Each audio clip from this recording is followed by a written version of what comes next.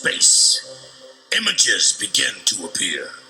Images of strange and powerful forces. But of all the forces in the universe, the two most powerful, Hulk Hogan and the Ultimate Warrior. Prepare to explode. Champion versus champion. Title for title. It's the ultimate challenge. It's WrestleMania!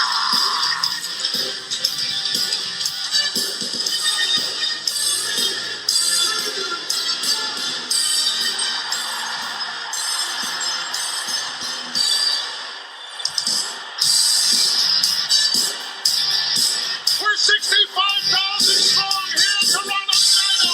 For what will be the greatest wrestling extravaganza of all time.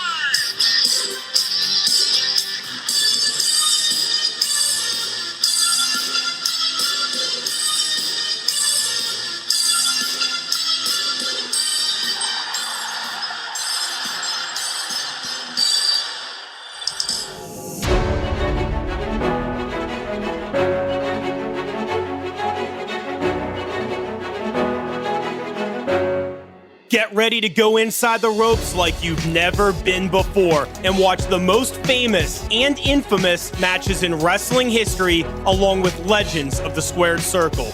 Welcome to the first wrestling podcast in the world to take you on a weekly deep dive into classic matches.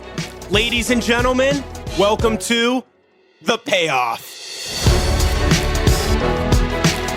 It's the ultimate challenge.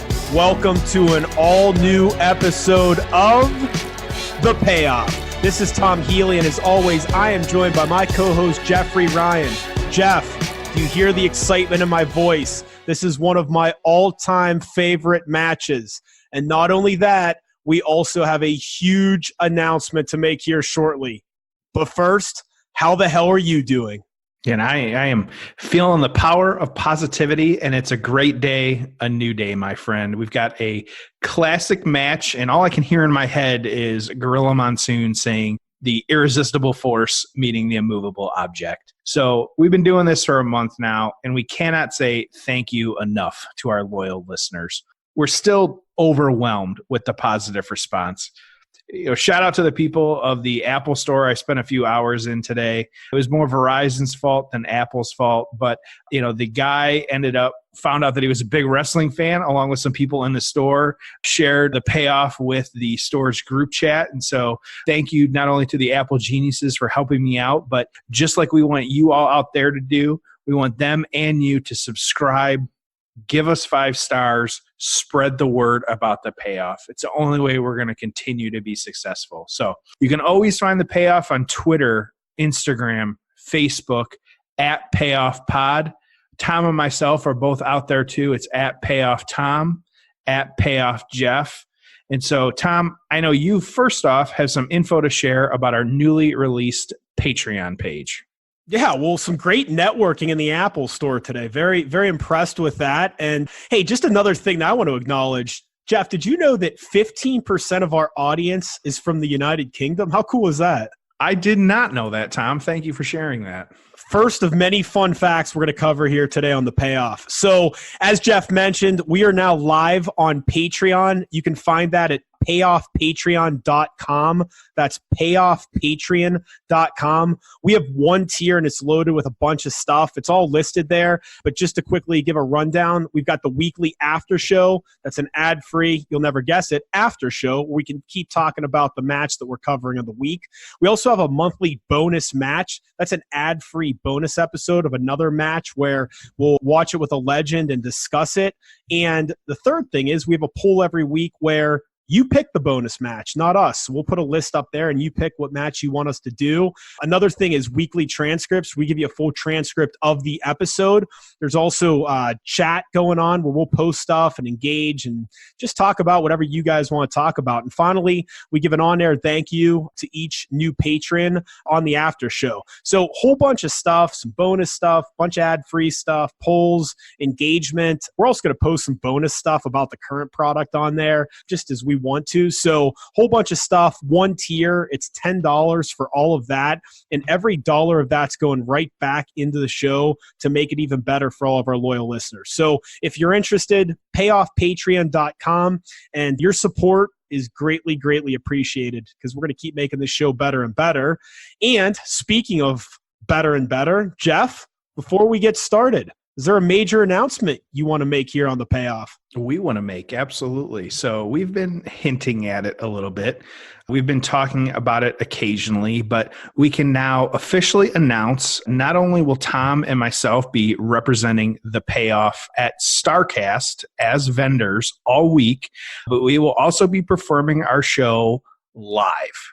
And so we are extremely excited. It's all going to go down on Friday, August 30th at 8 p.m.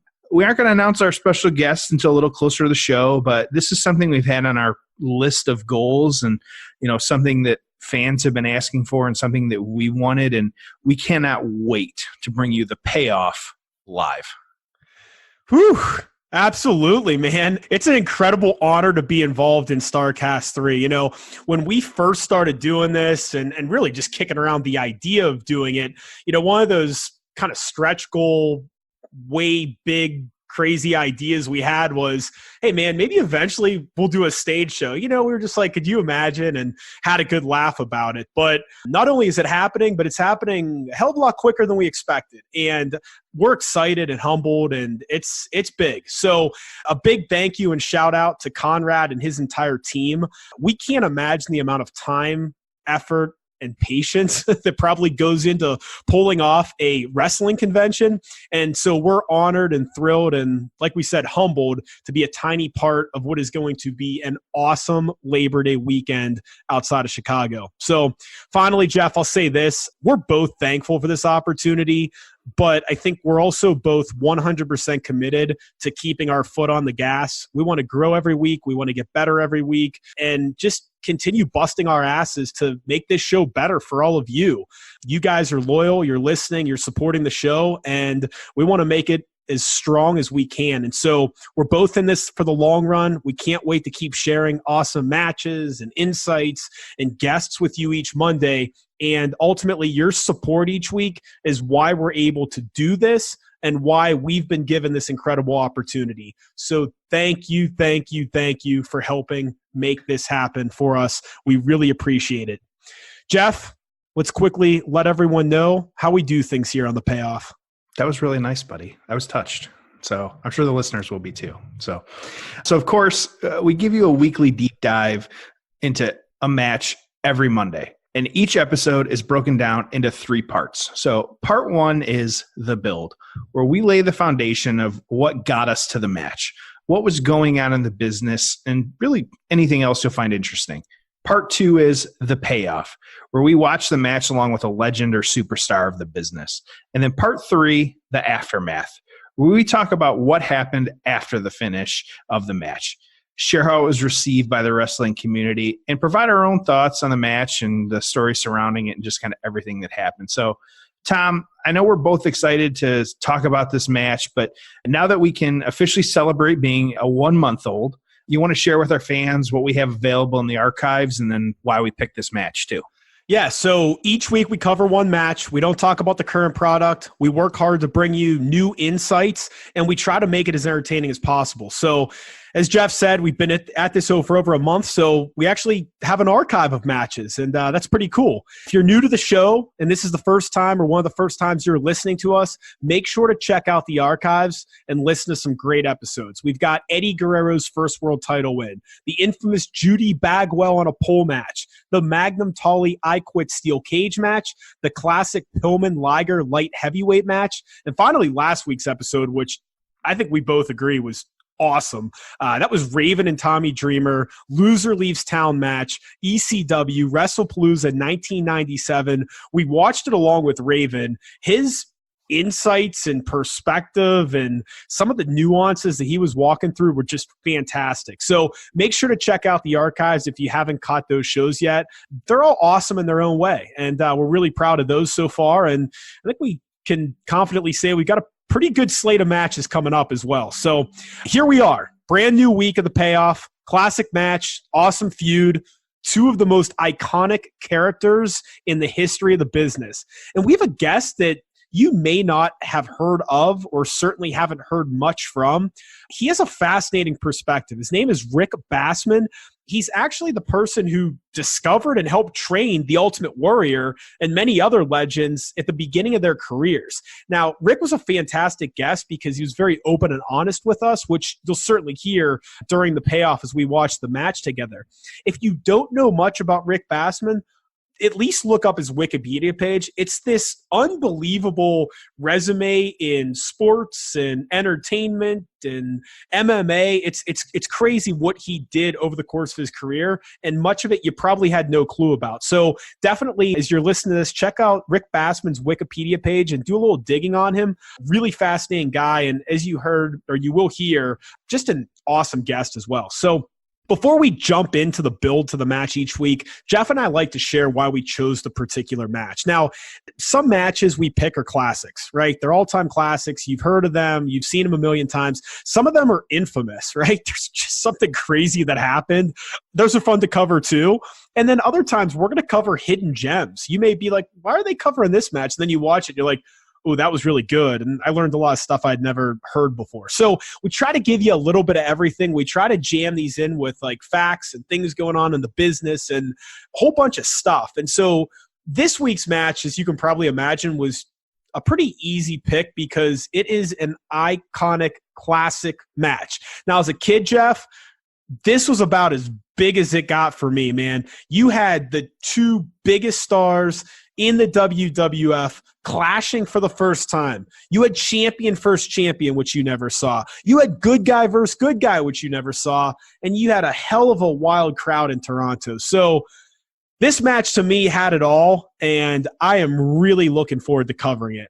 Jeff, I know you were a huge Hogan and Warrior mark as well. What excites you about us covering this match this week? Yeah, what more needs to be said? People have some strong feelings about both guys nowadays, but in 1990, there was no one higher on the mountain than Hulk Hogan and the Ultimate Warrior. I had the toys. I was eating my vitamins because Hulk told me to. I believe the Warrior got his power from the ropes. I mean, these guys just embodied the brand and lived it in every single way. And so, in a lot of ways they still do, or, Hogan still does, and the Warrior lives on that way.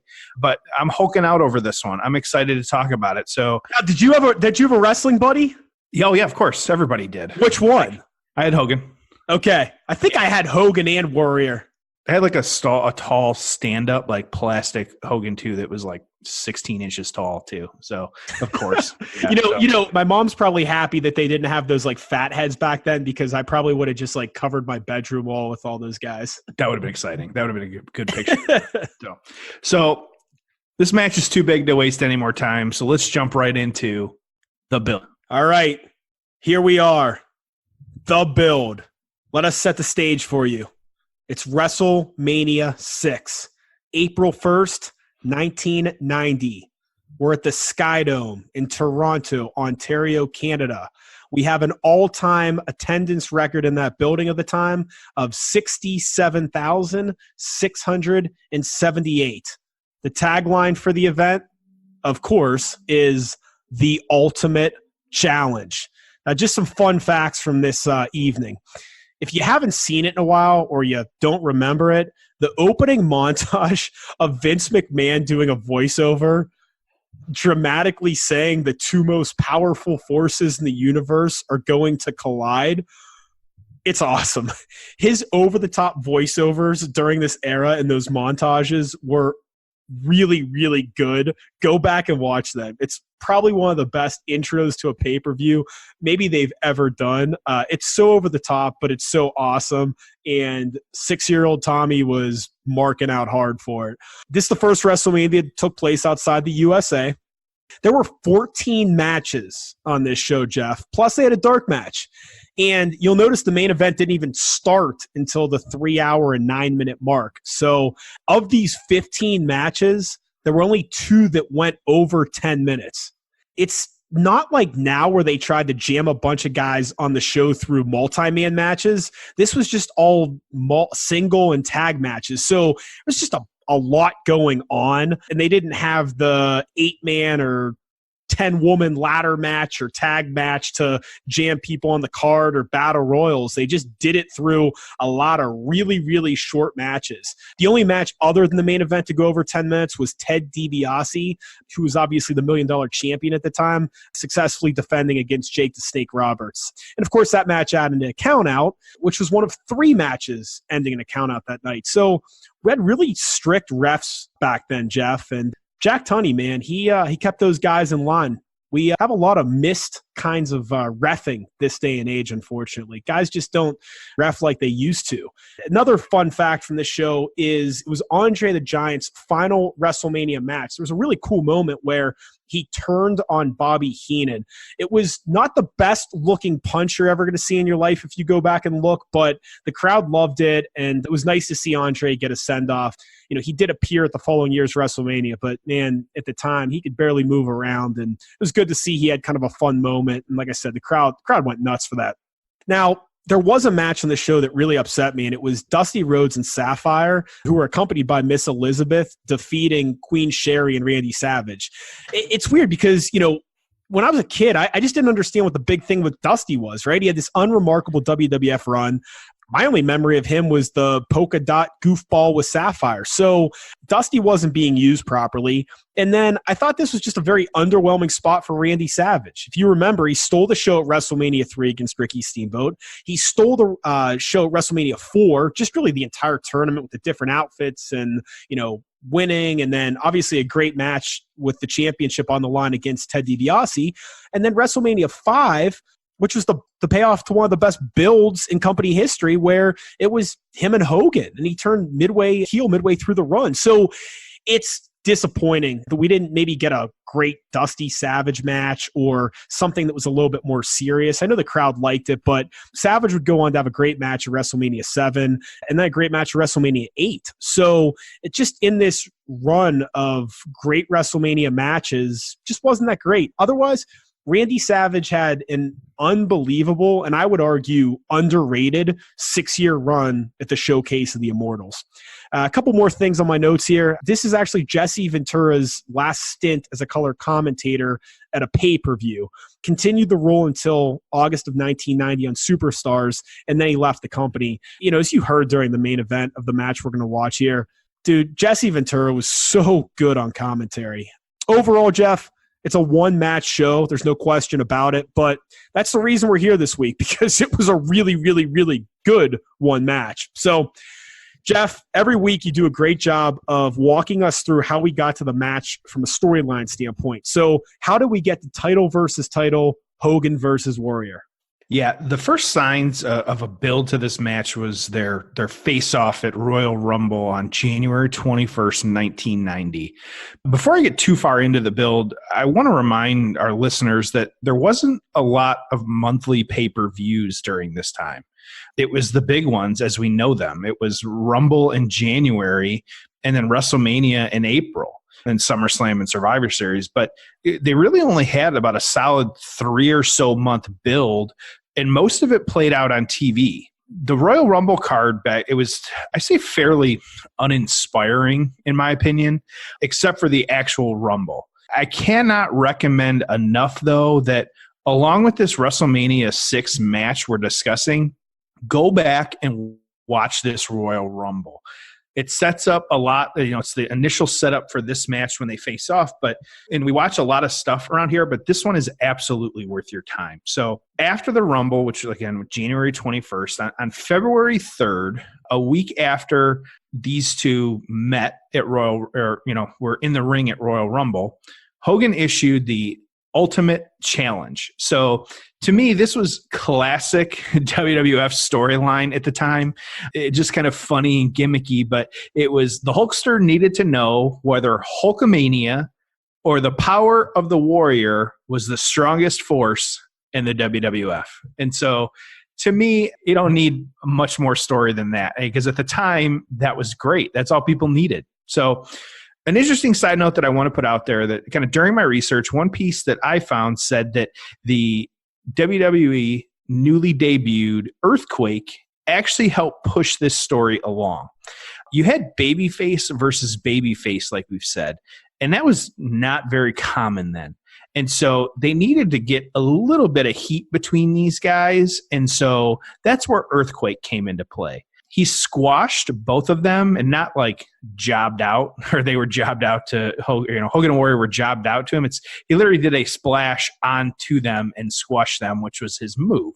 And both thought, like, after they got up and there was some pushing back and forth in the ring and then shenanigans, one thing led to another, and Hogan and Warrior thought each other were kind of responsible for what happened. So they were able to keep that babyface, but it added an element of why these two guys weren't big fans of each other. So fast forward a little bit, February 10th, the match is then made official by who was at the time kayfabe WWF president Jack Tunney. And so it was really just his on-screen persona at the time, but that he made the match official. And then February 24th, a few weeks later, that he announced that both championships, the World Heavyweight Championship and the Intercontinental Championship, would be on the line for the first time ever together. So something else to remind our listeners, that long title reigns were more common really because of this pay-per-view schedule. Warrior had the Intercontinental belt since August of '89, and Hogan, the superstar he was and is, he had the championship for the entire previous year, winning it at WrestleMania 5 from Randy Savage. So belt against belt at this time was unheard of, and it was a really big deal. So nothing else I can really add. So Tom, you got any other thoughts? There's a lot of Earthquake in that build, huh, Jeff? You got to love a lot of Earthquake. Like, it was I love that tag team. But anyways.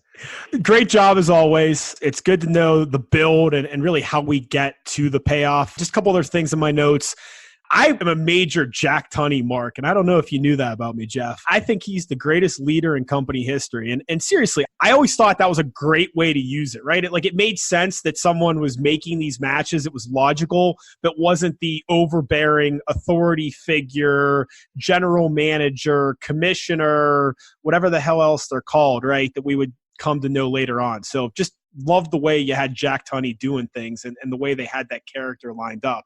The Royal Rumble face-off, it's one of the better things probably in the history of the company. Just incredible. And if you haven't seen it in a while, or you don't remember it, or you've never seen it, go back and watch it. Plenty of clips on YouTube, or watch the build up to it on the network. It was also wild during that moment hearing Tony Schiavone on the call. Just kind of surprised he didn't call it the biggest moment in our great sport. But really good stuff there. Some trivia for our listeners: Hogan and Warrior. It's the first face versus face main event in WrestleMania history. Now, WrestleMania 6 was the first April Fool's Day WrestleMania, and there's been 3 April Fool's Day WrestleManias since. Each one of those has ended in a face versus face battle. 2001, WrestleMania X7 concludes with The Rock and Steve Austin, although Austin did turn heel in the closing minutes. 6 years later, again, April 1st, WrestleMania 23, which you were at, Jeff, headlined by John Cena and Shawn Michaels, both faces. And then the most recent example, WrestleMania 28, which is the one I was at in Miami, John Cena and The Rock, their historic once-in-a-lifetime clash that happened the year after. So kind of interesting. Now, here we go. Each week, we give you the timestamp if you want to watch the match along with our special guest. If you're in the car, at work, at the gym, don't want to watch, you can always go back and watch later if you'd like. But if you want to watch the match with Rick Bassman, go to the WWE Network, find WrestleMania 6, and hit play at 3 hours and 9 minutes on the nose as soon as you hear the ding, ding, ding following our break. Again, WrestleMania 6, 3 hours and 9 minutes on the nose if you would like to watch along. So here we go. It's time for the payoff.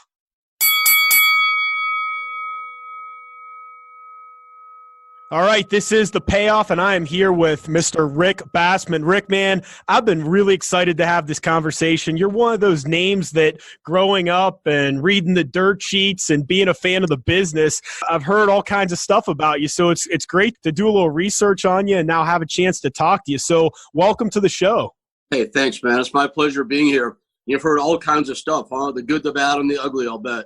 No, you know what? Mostly good, although I will tell you, I was Googling you a little bit today and came across one guy. We'll talk about him later. I think he's full of shit, so it's fine. So we're watching Warrior and Hogan here. First, tell the listeners a little bit about yourself and just how in the heck you got involved in training professional wrestlers. Well, I'll dive right into the wrestling side of things, and we could work into the rest as we go, if that's all right with you. That'd be great. But, this goes back to about 1985 when Hulkamania was running wild. I had grown up a big fan back when territories were still a thing. I grew up in California, really got into wrestling at that point, bought all the magazines, big fan of the After mags. Bill Apter's now an old pal of mine. It's funny how things come around full circle in this business. And then I ducked out of it for a while. I went away to college, and I was in college for just a few months, and probably more information than anybody needs to know. But I was laying in bed with the latest girlfriend one morning, and pro wrestling came on TV. And it was WWF. And I started to watch it and got hooked again and was really into it. I was successful at that point. I had my first big business run. I was in Santa Barbara, and I was promoting concerts. I owned under my own banner, Bassman Productions. I had 2 nightclubs that I owned. I had a modeling agency, a band talent agency, kind of little mini rock and roll empire of sorts. And I'm doing this and got totally jazzed on wrestling again and thought it might be fun to do something in the business. Of course, I had no idea what. And in watching it, I started to form a plan. I came to a conclusion. And the conclusion in the year 2019, looking back, is like it's downright blasphemy. And I'll tell you why on my part. Because I was looking at guys like Dusty Rhodes and Wyndham and Rotundo, the American Express, and even Hulk Hogan. Because if you remember, Tom, of course, this is the era of the all-American hero versus the anti-American villain. Sure. And I remember I'm looking at these guys. I'm also a huge comic book fan growing up. More DC than Marvel, but it's all the same. And I'm watching wrestling, and here's the blasphemy reference. I'm looking at these guys going, how are these guys the all-American heroes? They either don't look the part, they don't really have the body for it. Hogan did, but clearly by this video, he didn't have the hair for it. He didn't quite speak too articulately, especially in Barry Windham's case, or, body, Dusty Rhodes, again, they didn't, in my mind, espouse all-American values very sincerely. So, in other words, I was coming at this without realizing that these guys, and I owe all these guys like such a debt of gratitude now and so much respect, because they're all amazing at what they did. I just didn't understand it back then. I had no clue. So having no clue, but being very entrepreneurial and just having the tendency to charge headlong into things without any research, I'm like, I'm going to go out and create a comic book group, come to life, and insert them into pro wrestling. And I'm going to call it Team America. And I'm going to find one black guy, one Italian American, one blonde-haired, blue-eyed all-American boy, and one American Indian that look great, that are handsome, that have great physiques, that could talk, that are sharp, that are athletic, and put them in red, white, and blue and launch them to the top of the business as Team America. Well, it was a faulty concept because, as I know now well, you can't take 4 brand new green guys and just stick them in the business, especially with the territory system. So nonetheless, I didn't do my research, so I went out to find 4 guys, and I started recruiting. And at the long story, I'd say short, but this is not that short, sorry. No, this is fascinating. This is great. Okay, cool. So anyway, at the end of the day, I had my 4 guys. And here's a quick anecdote. If we put this team together now, you'd probably have a Hispanic American and you'd probably have an Asian American. But you want to guess why we didn't have that in 1985? I have no idea. Because it's going to sound so weird, man, especially from a guy who's 5'4". They didn't grow those backgrounds over like 5'8", 5'9" back in those days, believe it or not. Huh. And, I was looking for 6'2" and better, looking for giants that could, go face to face with the Road Warriors back in the day. So I had my 4 guys. I spent a considerable amount of money doing some research and finding and hiring a trainer. That was Red Bastine. I rented a racquetball court. We put a ring in the racquetball court, got these 4 guys started. There were 2 other guys in our initial training class. One guy named Dave Sheldon, who went on to become the Angel of Death. He had some limited success in Bill Watts' UWF. and a guy named Steve DeSalvo, who had Some Success Limited, again, in Canada. And I had my 4 guys. And as we got started, I did great photography on them. I mean, probably the nicest promo kits anybody in wrestling at that time had. Again, no idea. It was just not a sellable concept with all this money and time and energy into it. And shortly after training began, I started to learn what some of the personalities were about and realized that in the blonde-haired blood All-American boy, a guy by the name of Jerry Bottville, I had a complete maniac on my hands, so I dismissed him pretty quickly. And then in the American Indian, a guy named Ed Brock. And in my book, I talk about the 5 guys that, had they stuck with it, would have been the biggest stars. And Ed Brock had everything, man. He was the same size as Hogan, just better body, better looking, better athlete, much better version of Tom McGee. Problem with Ed Brock was nicest guy in the world, just lazy as all get out. Just didn't have the drive or the ethic. So I regrettably had to get rid of him. Now I had this whole team and training, and I needed to kind of like, do you ever see the Brady Bunch? Oh, sure. Remember when Greg Brady was Johnny Bravo? Yeah. And then he finally realized that the reason he got hired is because he fit the suit, as the promoter explained it to him. Yeah. It wasn't because Greg Brady was particularly talented. Well, and not to take anything away from the guys that were part of the team and that became part of the team, but I went out to find replacements for my Indian and my All-American guy, and that turned out to be, respectively, the Ultimate Warrior and Sting. Unbelievable. So how that got started.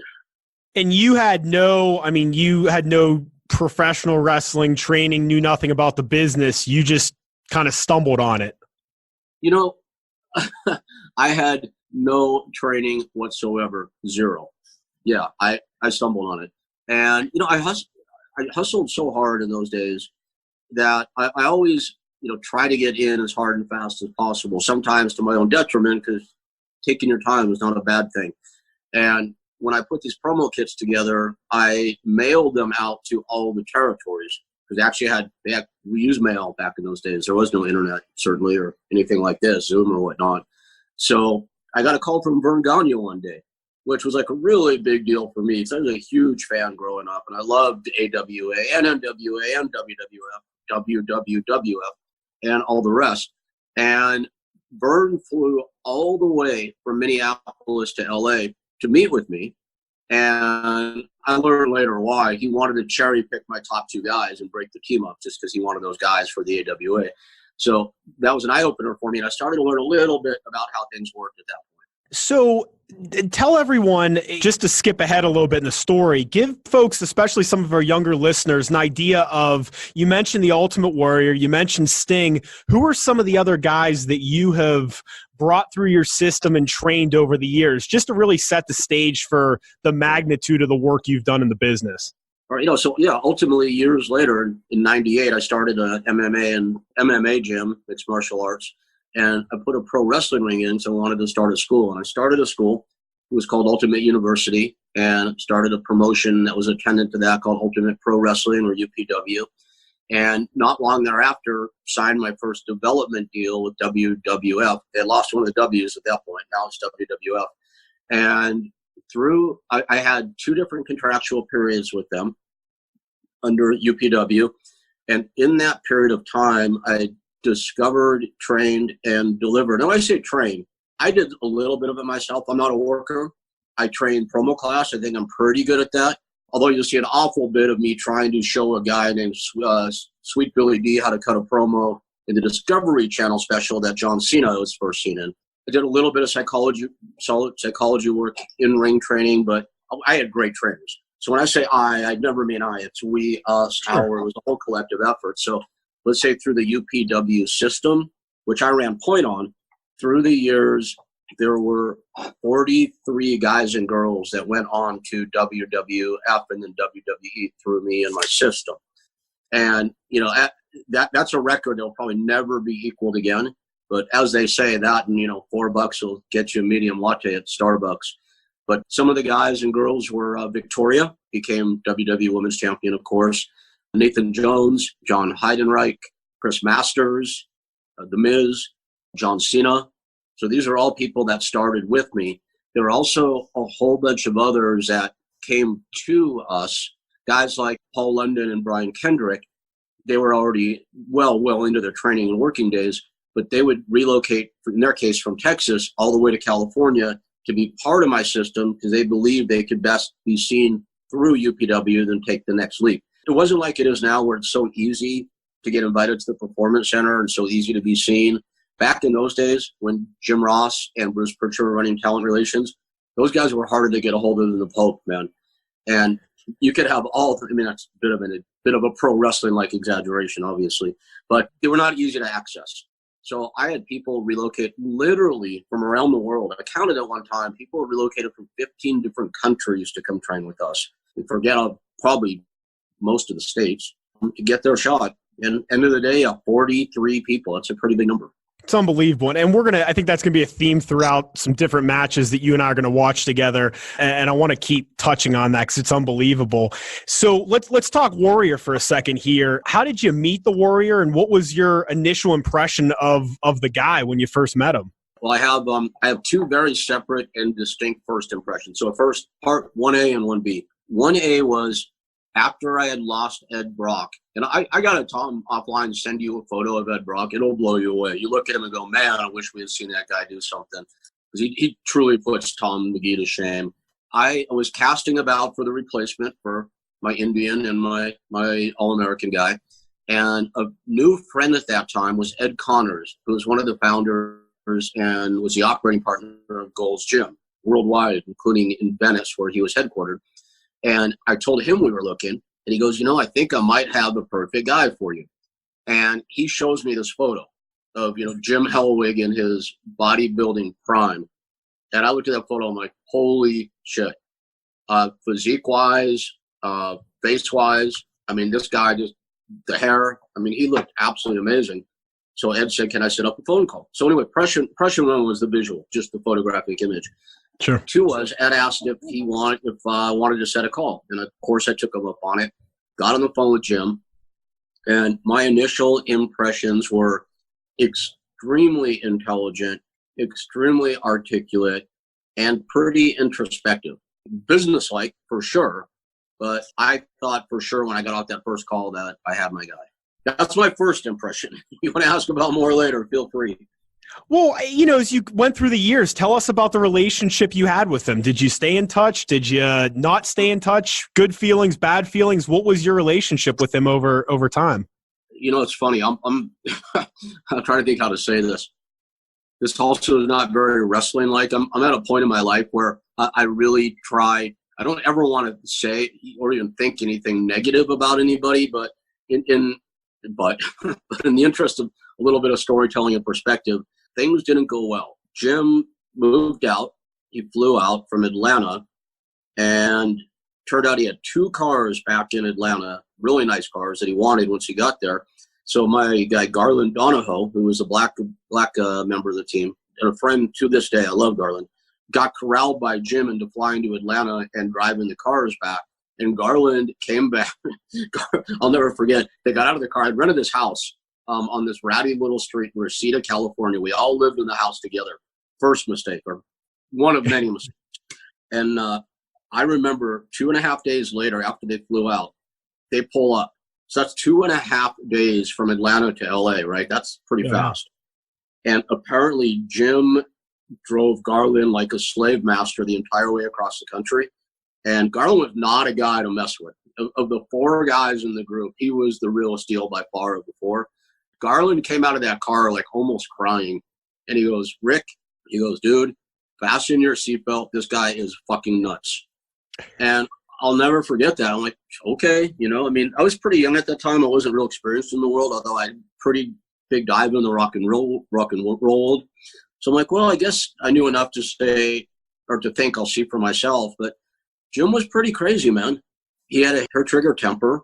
He had a, my way is the only way opinion. And he rabble-roused. He was definitely the smartest of the bunch, most intelligent, myself included. He was, I think, pretty good at manipulation. And he essentially single-handedly broke the team up. He went to Red Bastien, our trainer, and said, Red, Steve and I want to leave. And Steve is Sting. And Sting wasn't in on this, and I know this now. He told me a long time ago, and I absolutely believe him. He said, Steve and I we want to leave. We're the biggest and best looking guys in this group. Can you get us booked somewhere? And Red got them booked, and that was that. They were gone. Another anecdote for you. Myself and another guy named Richard Nomer, great guy. He was in the merchandise and licensing business. And back then he had the Madonna account and the Jackson 5 account, or the Jacksons, I should say. Richard and I financed this whole thing together. And we spent $56,000 at that time, which is a lot of money back then. The reason I remember this is we had the 4 guys sign an agreement where they were jointly and severally liable for that amount should it ever come to pass. And so my share was $28,000, Richard's was $28,000. About 20 years after the fact, or maybe around that period of time, I met up with Sting at Jerry's Deli in Studio City, and he handed me a check for $28,000. So I thought that'd be worth mentioning. So shout out to Sting. He's a good dude. He's a man of honor. It really is.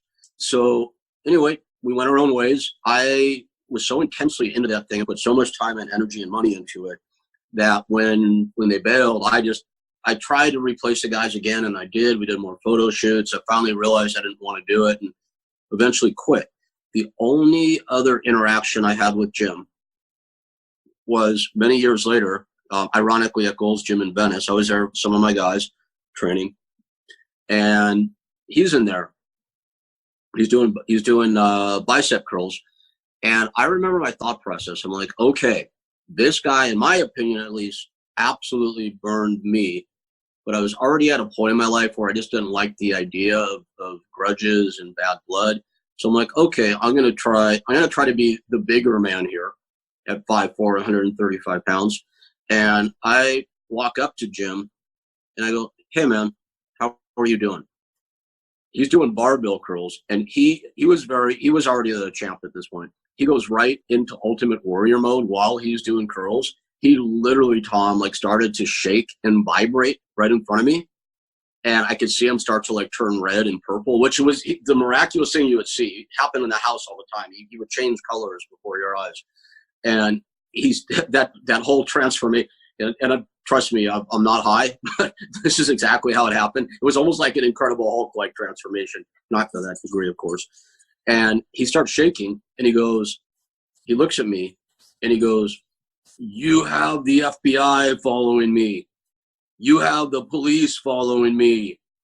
He goes, and I'm sitting there going, what is he talking about? He goes, I should take this barbell and jam it right up your ass. And I remember thinking, I'm pretty calm under stress and conflicted situations, and I tend not to react too fast.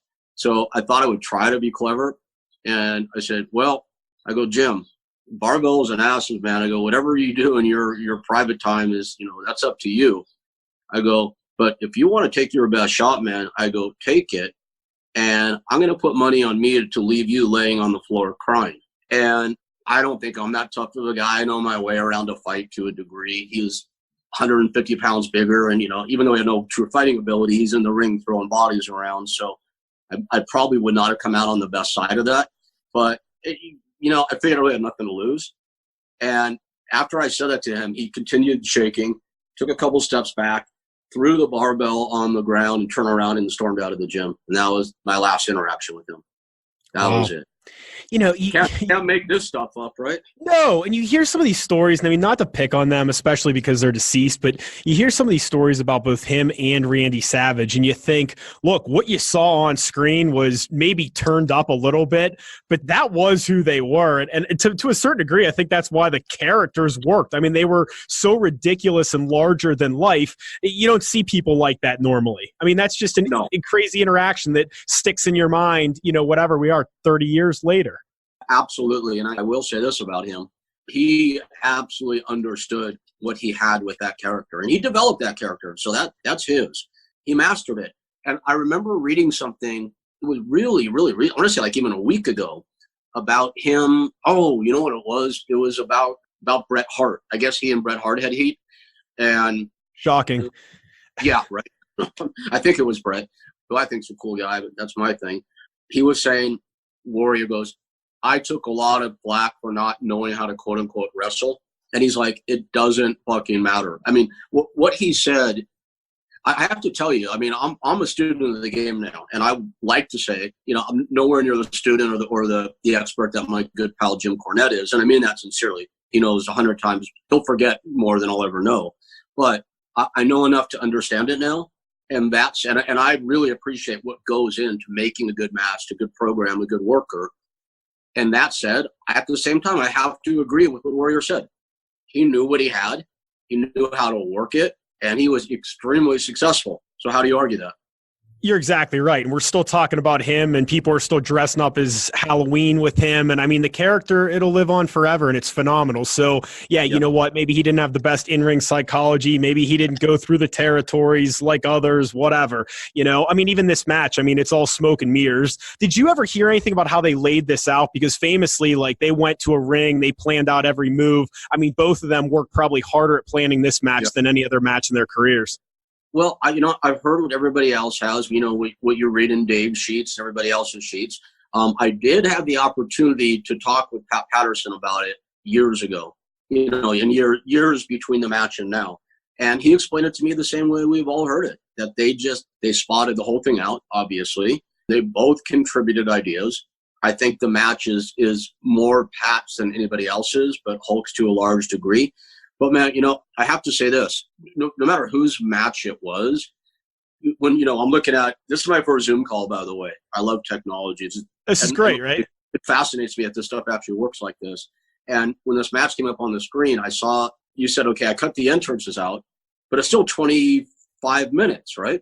Correct. Yeah, we're at 24 minutes right now. All right, 24 minutes. And it astounds me that Warrior, even Hogan for that matter, got through a 24 minutes, and it was great. So smoke and mirrors, spotted out, whatever you call it, whatever I call it. It was really entertaining, man. And I remember buying the pay-per-view to watch it and thinking that at the time. Were you proud of him? I can't, no. I would be like really disingenuous if I said that. No, it's okay if you weren't. What were you thinking in 1990 as you watched this? I have to think about this. I'm not holding back an answer. I want to give you a genuine answer. I should probably move the screen sometime during the call and show you some of like my frame photos and stuff back here down in my office. I had one thing that I framed because if you remember, Sting and Warrior both won their first world championships about maybe 2 months apart from each other at the most. So this was April 1st of 90, and then Sting's was on July 7th of 90, which in my research, I didn't realize it was just a few months apart like that. That's incredible. Yeah, 3 months. Okay. And what I remember is they both had like really beautiful Pro Wrestling Illustrated covers with them and the belts. So I framed this big thing where I took the two magazine covers and a photo of us together and put it all in the same frame. So maybe there was some pride there. But, at the end of the day, man, I have to admit, I really didn't have much to do with their success. I got them both into the business. Warrior may have found his way otherwise. I don't know. Sting definitely would not have. I talked him into doing it. Sting wanted no part of being in the business, strangely enough. Look what happened with him. But I didn't do much. I got him started. I got him a trainer who got them a hookup to get into a territory. So I really can't take all that much credit other than, the initial impetus. So I don't know what there is to be proud of. But nonetheless, it's pretty cool. And admittedly, man, it's gotten me a lot of mileage out of the year, too. It opened doors for me. Well, and, to the point earlier when we were talking about some lack of, high-flying, incredible five-star match or, whatever, as we watch these matches, obviously we're watching them on mute. So I've been paying more attention to crowd reaction than I ever probably did prior to this. And I look at the fans, I mean, they went nuts. They loved it. It was significant to them. Therefore, you can't really say that it wasn't a home run of a match. And obviously it's something that lives on all these years later. Did you, at the end of the match, when Hogan, he kind of kicks out at like 2 3/4, and then afterwards he hands Warrior the belt and stays in the ring. I mean, do you think that it took away a little bit from the win? Like it wasn't completely decisive? You know what? I have to admit, I've seen this match so many times and I've never noticed an early kick out. But that aside for the moment, the aftermath, let's go back to it. I do want to. Yeah, look at this. We've never done this. This is the first time in the history of the payoff that we have gone back and rewound to show our guest. Right so on. There you go. Okay, here we go. Splash. Yeah, a little early. Right. Yeah. I would say that. If that hadn't happened, the whole deal at the end with Hulk handing the belt and doing what he did, that's just Hulk being Hulk, man. I know. With Eric Bischoff and Jason Hervey, I co-executive produced that one series, the reality show that he had, not Hogan Knows Best, but Hulk Hogan Celebrity Championship Wrestling. Are you familiar with that? Never heard of it. One season on the CW, Hulk Hogan Celebrity Championship Wrestling, which is, if you can imagine applying the Dancing with the Stars format to pro wrestling, that's what this show was. And how did I miss this? Oh, dude, it's so bad. Oh, my God. The trainers, unfortunately, on the show were Brian Knobbs and Brutus. They didn't do anything. My guys did the training. Tom Howard ran it, and my instructors did it. And Brutus and Knobbs were the on-screen guys, although we were all on screen. And the celebrities were people like Dennis Rodman, Butterbean, Danny Bonaducci, Todd Bridges, stuff like that. It was pretty bad. But I got to know Hulk really well during that point. And I liked the guy, but what can I say?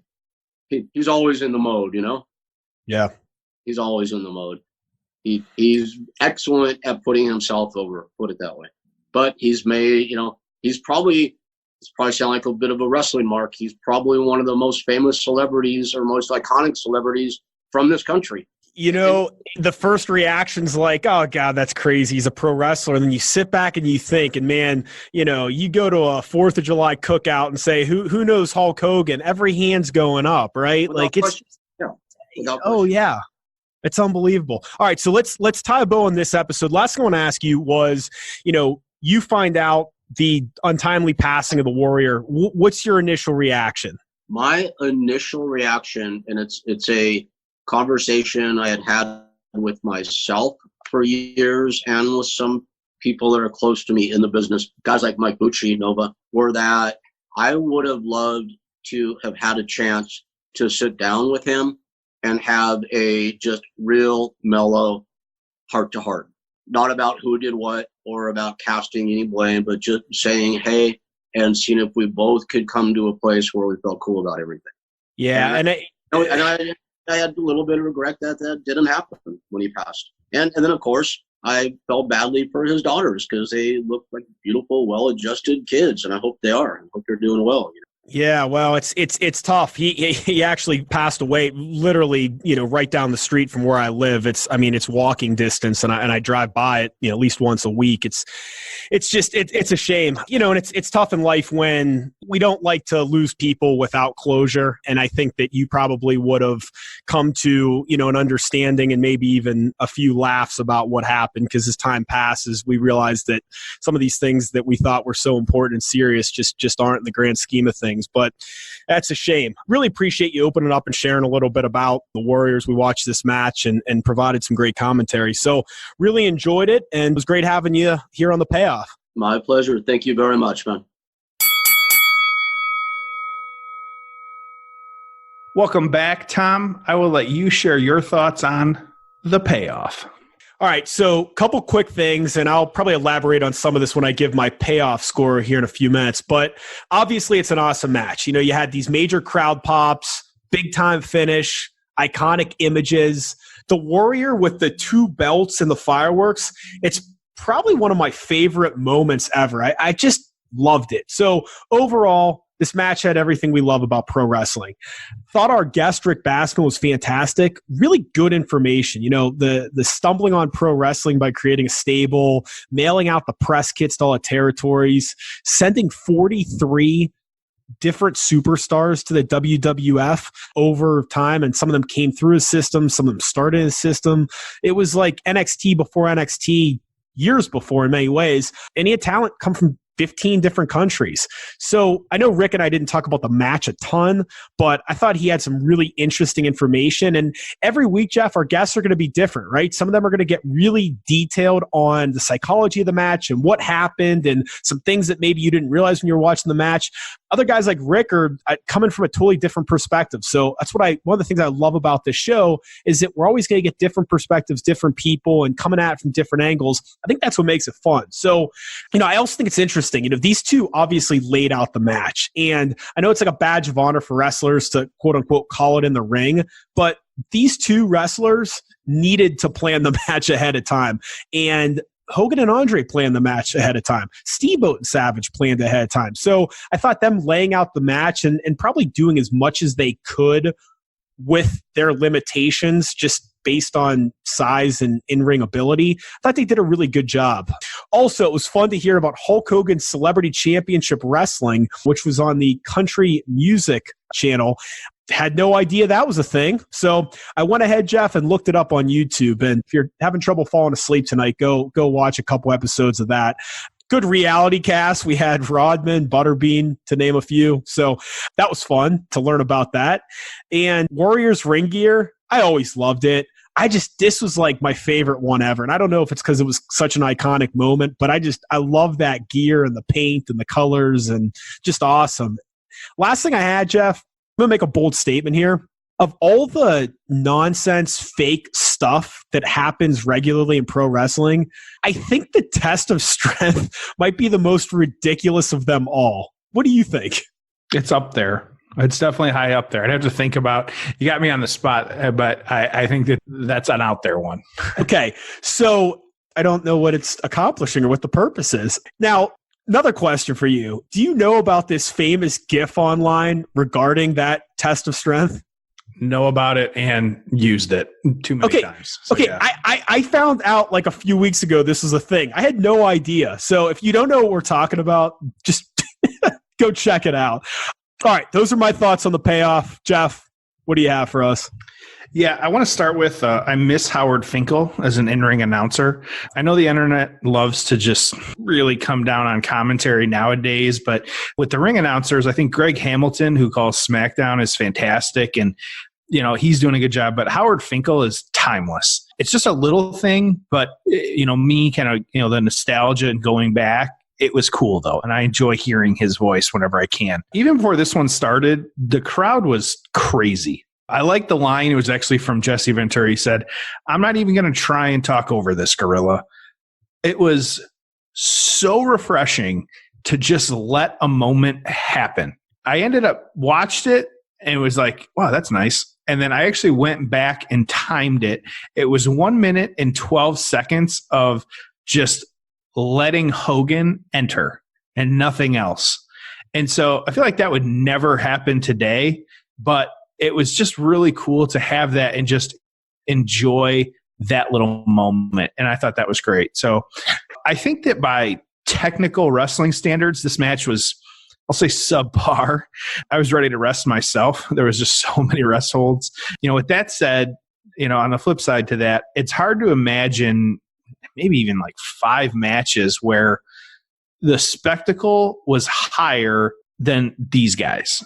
And so put the wrestling aside, the spectacle was just, above average in every way. And so, every punch, kick, just random slam, the crowd loved it. They couldn't get enough of it between these two guys. And so I did find it comical. I wish that we could find a wrestler nowadays that used the big splash as their finisher. I knew how the match ended. I've seen this one a lot of times over the years. And so I just think that the big splash is a underutilized finisher that needs to be brought back by someone. It's also probably why, and we're going to talk about it, by why it 1 to 3.01 seconds Hulk kicked out. I get part of that was for the story, but the splash can only do so well. So, and say what you will about the booking. They had their little moment. It was nice for Hulk to pass the torch a little bit and give Warrior the belt. Commentary was I say tripping over itself to make sure that Hogan went over even in defeat. And they knew it was going to happen, so that was planned out. I wish they had said a little more about Warrior, but boy, they could, even with him losing, they could not get enough of Hulk. So, Tom, thoughts? Dude, you're being generous with that kick out. That thing was like 2.75, not 3.01. God, it just frustrates me. I don't know why it happened. I don't know the thinking behind it. I've heard different stories over the years. It just made Warrior look weak. It was like, yeah, he kind of beat him. He's kind of champion, but yeah, it wasn't a definitive pin. It wasn't a sound victory. So that always frustrated me. Now, part of me says, Hogan just should not have been involved after the match. I know they were trying to do the pass the torch, and I love Gorilla's commentary of the Hulkster has just taken one giant step towards immortality. I love that, but I just felt that Hogan's involvement between the kick out and after the match, the kick out should have never happened. He should have really beat him. I understand the passing the torch, but it should have just happened quicker. But otherwise, it was awesome, obviously. So, Jeff, we covered the payoff. Walk everyone through the aftermath.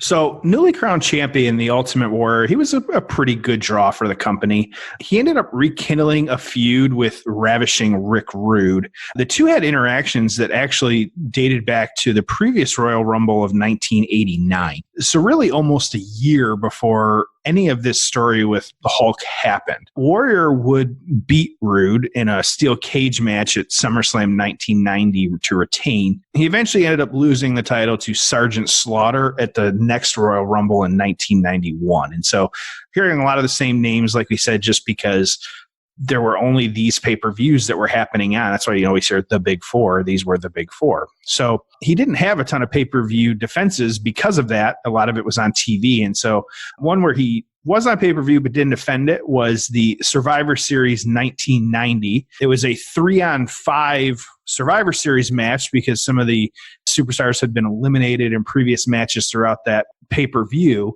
And so it was Ultimate Warrior, Hulk Hogan, and Tito Santana. They ended up defeating, and this is a team. You have Hercules, Paul Roma, Rick Martel, the $1 Million Man Ted DiBiase, and the Warlord. And of course, at ringside, we cannot leave out Virgil and Slick. What a shitty main event. Boy, that is a $59.99 pay-per-view, man. That is impressive. So, so Tom, we like giving a little extra trivia time. What character made their debut at Survivor Series 1990? I don't remember. So this would be I say debut. It was more the hatching of the one and only Gobbledygooker. And so, why didn't he get a title run? Boy, talk about some fantasy booking, buddy. Like that is one. I'm surprised I didn't remember that, but I'm actually glad I didn't. So 30 years later, let's hope I forget that happened again at some point. So if you remember, the Warrior had the Intercontinental belt, and so he actually relinquished that because he did beat Hulk. And so unlike Becky two belts, you could not hold two belts back then. And so there was a tournament to find a new champ, and that was won by the one and only Mr. Perfect. Of course it was. And do you know the story about why he won that? Why? Because he's perfect. I'm waiting for the crickets. Okay, so we're just going to power through here, everybody. So Hogan took off some time and rekindled his feud with Earthquake. You can't forget about Earthquake, who, of course, we have now come full circle, who played a hand in getting Hulk and Warrior to come together. So there was, after the Mania match, there was a little bit of tease for retirement of Hogan, and fans were actually, I loved reading this. I can't even imagine this nowadays. They were encouraged to write in and mail in to Hulk to get him to stay and to show your support. And so I guess that would be Twitter nowadays. It worked. He stayed. He stayed. Who knows if it was the letters? If anybody sent one of those letters and has a copy by chance, please tweet that to us. That would be fantastic. That would be great. Yeah, I mean, look, your support kept him in the business another, You never know. 17 years more working. So here, and we still have him. Yep. So these two, Hogan and Earthquake, they actually had a lot of back and forth. I didn't know just how much they had, but they feuded for almost a year until Hogan eventually turned his attention to winning the championship back from Sergeant Slaughter, which he did. So, Tom, a lot of little things playing out here, but it was all pretty cool, and hearing some of these names, just talking about them, they were the biggest names. And so anything I missed out on the aftermath? No, I mean, the fact is that really not much of note happened with Warrior and Hogan specifically against each other following this. Look, I look at Savage and Hogan at WrestleMania 5. I look at this match at WrestleMania 6, and I think at both situations, I wanted to see the rematch. I think there was so much more mileage, and the feuds each year were so good. I don't understand why they just kind of moved on. And I know you want to provide new matches, new programs, different main events, but I look back and wonder, if just a straight up rematch at some point would have been better. I mean, you can't tell me that Survivor Series wouldn't have been better than that god-awful main event you just told us about if they would have done Warrior Hogan straight up, or Warrior Hogan in a steel cage, or even like Team Warrior, Team Hogan. It comes down to those two in the final two, and maybe Hogan gets his win back, and you finish it off at Royal Rumble or WrestleMania. I don't know.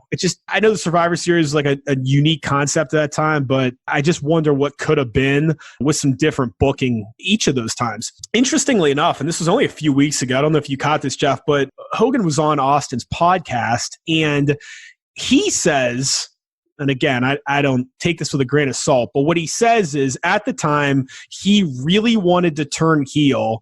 And what he had pitched to Vince was, I'm going to come back down the aisleway. I'm going to attack the Warrior, and I'm going to call myself Triple H, which stands for Hollywood Hulk Hogan.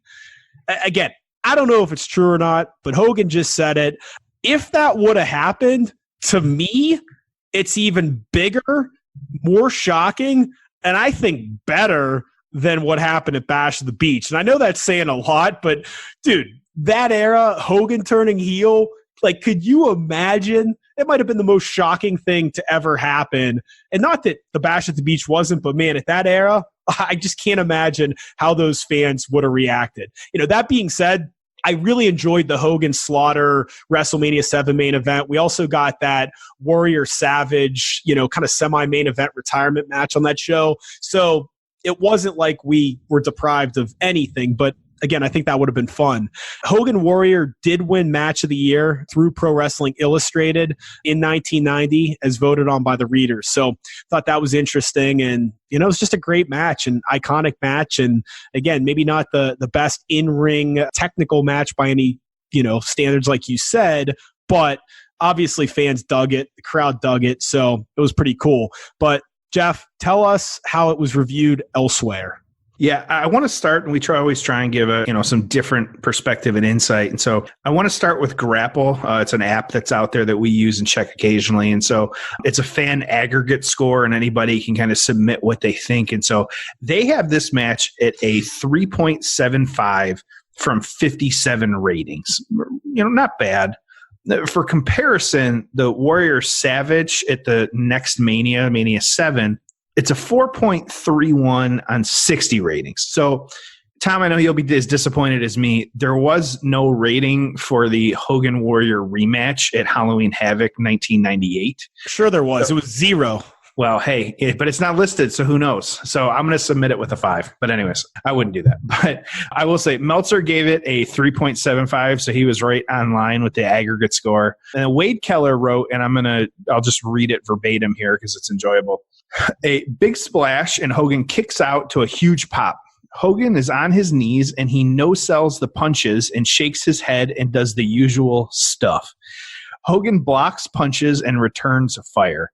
Big boot, but the leg drop misses, and Warrior hits another big splash for 3. As Hogan is just about to kick out. No boos, but I think a good portion of the crowd is pretty shocked here. Hogan grabs his belt outside the ring and walks up the steps and back in. Hogan presents Warrior with the title, then raises his hand and hugs him.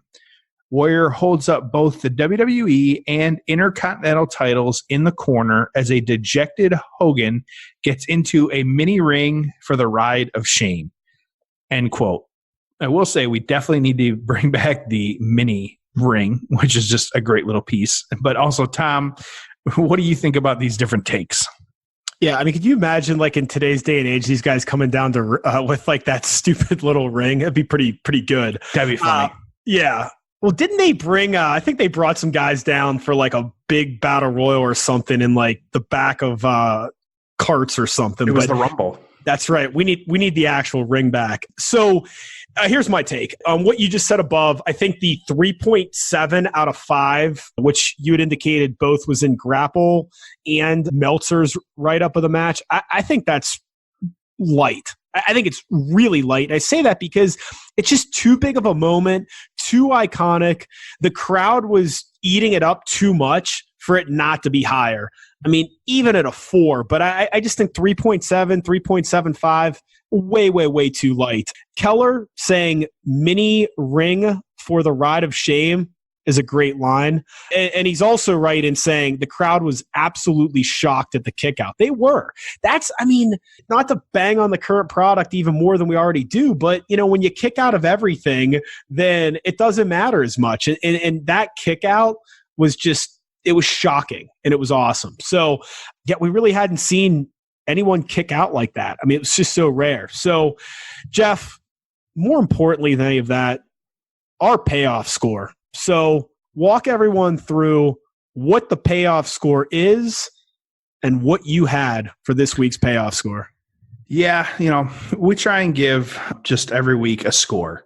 We don't rank the match just purely on in-ring quality, but we look at everything to determine a 1 through 10. So it's the build, the crowd, the commentary, how it falls into other things and storylines going on at the time, and really just whatever we feel is important to the overall just drama and just presentation of the match and the show. So it's not just the maneuvers that two guys are doing in the ring. So there really is no specific formula that him and I are using. We're just two guys that come up with a score. And so as a reminder, we don't discuss these in advance. So we usually go in blind. And so we never know what we're going to say. But I will say that I'm going to go with an 8.5, that the quote, wrestling was serviceable at best.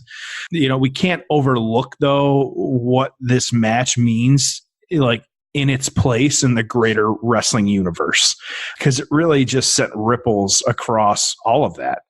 And not just wrestling, but like society too. Like at the time, wrestling nowadays or social media and all this other stuff, and it's very ingrained, but this was a big deal because there was still that kind of veil of, you know, what wrestling was, and not everybody knew what was happening. And so to see these guys and have this interaction and then just think like, whoa, like Warrior beat Hogan, that was a big deal. And so I'm going to stick with an 8.5 just because overall, you know, it's got such a great place and just so instrumental in so many other things. Tom? You're not kidding. I mean, as Vince McMahon said, these are the two most powerful forces in the universe colliding.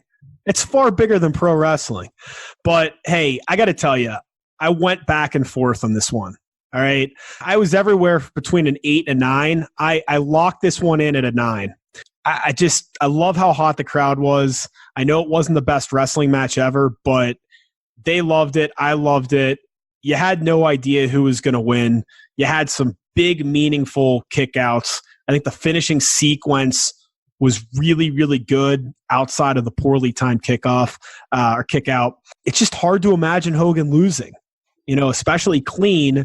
And it's kind of the first major time it ever happened where someone just got the better of him straight up one-on-one. So the build, it wasn't great. It was actually pretty basic if you go back and watch some of the highlights before the match started. But then at the same time, that iconic moment where they went face-to-face at the Rumble was just incredible. And back in those days, they really did do a good job of keeping people separate, right? It was a lot easier to create moments like that because they were kept separate. So the only recent example I can really think of like that was when the Wyatts and the Shield, they had a 3-on-3 match. They went face-to-face at a pay-per-view. The crowd started chanting, "Holy shit," before the match started. And really, it just shows that, moments like that are awesome, where you have these major unique characters go face-to-face. They haven't interacted or been around each other much. And it's just this great TV, and it's really simple, but it's rare we see it anymore. The only thing that keeps this from being any higher for me is really the finish and the aftermath. I mean, I think the build maybe could have been a little better. It was pretty basic. That finish, man, I hated that quick kick out by Hogan. I don't think it served any purpose. If you want to justify it and say, oh, well, that would lead to a rematch. Like, you're telling me people wouldn't have believed Hulk Hogan was still a force to be reckoned with if he didn't kick out at 2.75? Like, I don't buy that at all. And again, I just think that Hogan was a little too involved in the post-match to where it wasn't all Warriors moment. So it was kind of like, hey, this guy's going to get the torch for now, but keep it warm for me, brother. And if you're going to involve Hogan so much, I think they just should have turned him heel and set up a full year program and ran with it. So I love that imagery of the belts. I love the firework. Just so much about this I loved, and just a few little tweaks. And again, it's easy for us all these years later to critique things, but overall it's awesome. It's iconic. I'm giving it a 9. Yeah, and I just enjoyed talking about this match. It's a classic. And, we can't thank Rick Bassman enough for joining us and kind of sharing his insight. It's always cool, like I said, to just hear a different perspective. And that's what we're hearing just from all of you as our loyal listeners, that you guys just want to hear all of this. You're enjoying all pieces of this. And so keep bringing to you. So the final rundown, subscribe, 5 stars. Spread the word about the payoff. It's the only way we can continue to be successful and continue to bring you this great content. And so along with that, if you really love what we're doing, we made it simple. And if you want to support our Patreon, it's just payoffpatreon.com. Super simple, 1 tier, $10. We're bringing you all of the content. And so, of course, Tom and I, we're always Twitter, Instagram, we're always checking that stuff, Facebook, at Payoff Pod. You can always find us on there, and we try and respond as quickly as possible. And we love hearing from our fans. And then, lastly, Tom, it's been a good week. I know you love saying it, so I'm going to let you do it this week. The part where I say thank you for joining us on The Payoff? You got it, brother. Hell yeah. Thank you for joining us on The Payoff.